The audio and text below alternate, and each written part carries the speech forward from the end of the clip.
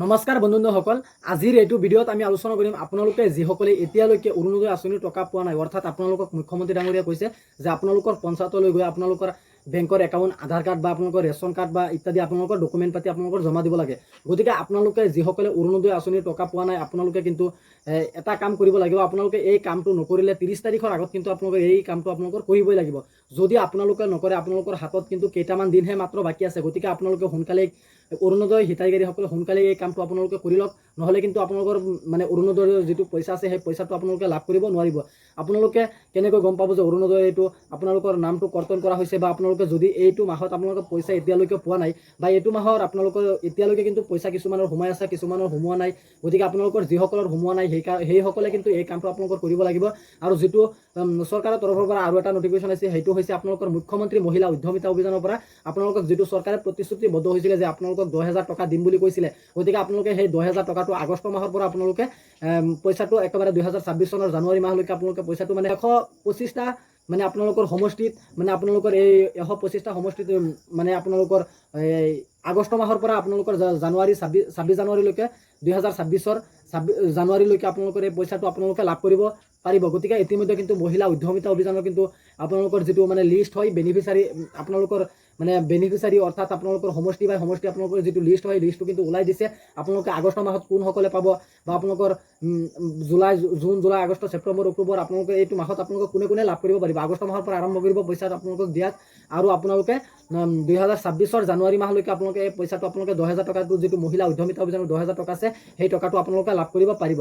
গতিকে ইম্পৰ্টেণ্ট কথাটো হৈছে আপোনালোকে যিসকলে এতিয়ালৈকে আপোনালোকৰ মাহৰ 10 তাৰিখ পাৰ হৈছে, এতিয়ালৈকে আপোনালোকৰ অৰুণোদয় আঁচনিৰ পইচাটো আপোনালোকে লাভ কৰা নাই। গতিকে আপোনালোকৰ এটাই মানে মুখ্যমন্ত্ৰী ডাঙৰীয়াই আপোনালোকক কৈছে, যদি আপোনালোকে 10,000 টকাটো এতিয়ালৈকে লাভ কৰা নাই, অৰ্থাৎ আপোনালোকৰ লিষ্টৰ পৰা নামটো কৰ্তন হৈছে। আপুনি কেনেকৈ ভাবিব যে আপোনাৰ লিষ্টৰ পৰা নামটো কৰ্তন হৈছে? আপোনালোকে গৈ পিনে লিষ্টটো আপোনালোকে চেক কৰক, অনলাইনত আপোনালোকে চেক কৰিব পাৰে। এইটো ভিডিঅ' ডেছক্ৰিপশ্যনত সেইটো মানে আপোনালোকৰ লিষ্টখন, অৰুণোদয় আঁচনিৰ লিষ্টখন আপোনালোকে চেক কৰিব পাৰিব।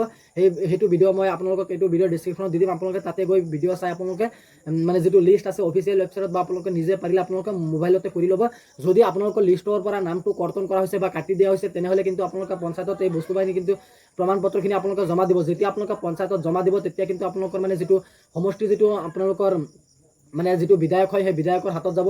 বিধায়কৰ হাতত গ'লে কিন্তু আপোনালোকে যদি পঞ্চায়তত জমা দিয়ে, আপোনালোকৰ এই ডকুমেণ্টকেইটা আপোনালোকে জমা দিব। তাৰপিছত যদি আপোনালোকে বিধান বা আপোনালোকৰ তাত পঞ্চায়ততো ঠিক নহয়, বা আপোনালোকৰ মানে তাত জমা নলয়, বা এনেকুৱা অসুবিধা হৈছে, বা আপোনালোকৰ পৰা পইচা খুজিছে, তেনেকুৱা ক্ষেত্ৰত কিন্তু আপোনালোকে মানে যিটো আপোনালোকৰ বিধায়ক হয়, বা আপোনালোকৰ ডিষ্ট্ৰিক্ট কমিশ্যনাৰ হয়, বা আপোনালোকৰ DC অফিচ যিটো হয়, আপোনালোকে তাতে যাব। গৈ পেলাই আপোনালোকে এখন দৰখাস্ত লিখিব। দৰখাস্তখনত এনেকৈ লিখিব যে মই অৰুণোদয় আঁচনি ইমান দিন পাই আছিলোঁ, এতিয়া বৰ্তমান মোৰ অৰুণোদয় আঁচনিৰ নামটো কটা হৈছে। যদি আপুনি এজন যোগ্য হিতাধিকাৰী হয়, তেন্তে কিন্তু আপোনালোকে এই আবেদনখিনি আপোনালোকে লৈ পেলাই DC অফিচত যাব, বা ডিষ্ট্ৰিক্ট কমিশ্যনৰ ওপৰত যাব, বা আপোনালোকে মানে আপোনালোকৰ যিটো সমষ্টি বিধায়ক আছে, বিধায়কৰ ওচৰত আপোনালোকে গৈ পিনে আপোনালোকৰ দৰখাস্তখন দিব। দিয়াৰ পিছত কিন্তু আপোনালোকৰ লগত কিন্তু আপোনালোকৰ প্ৰয়োজনীয় নথিপত্ৰসমূহ আপোনালোকে গাঁঠি লৈ যাব। তাৰপিছত কিন্তু আপোনালোকে তাত জমা দি থৈ আহিব। জমা দিয়াৰ পিছত কিন্তু আপোনালোকৰ 30 তাৰিখৰ আগত কিন্তু আপোনালোকৰ এইটো ভেৰিফাই হৈ যাব। আৰু অহা মাহত কিন্তু অহা মাহৰ 10 তাৰিখে আপোনালোকে, এইটো জুন মাহ চলি আছে, জুলাই মাহত আপোনালোকৰ মানে যিটো 1250 টকা অৰুণোদয় আঁচনিৰ 10 তাৰিখৰ ভিতৰত আপোনালোকে পাই যাব। গতিকে আপোনালোকে এই কামটো অলপ ভালদৰে কৰক। মই আপোনালোকক অলপ যদি ভালদৰে বুজাব পাৰিছোঁ, আপোনালোকে এই ভিডিঅ'টো অলপ ভালদৰে বুজি ল'ব।